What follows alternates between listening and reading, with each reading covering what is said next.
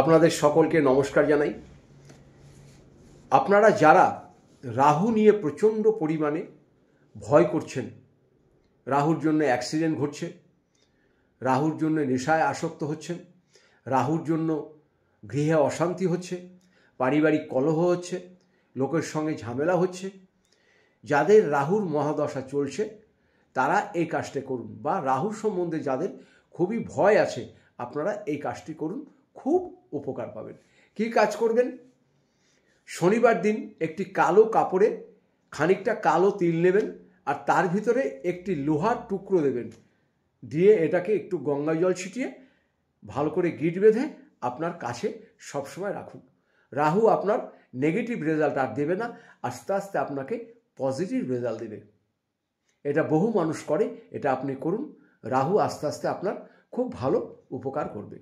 ভালো থাকবেন, নমস্কার নেবেন।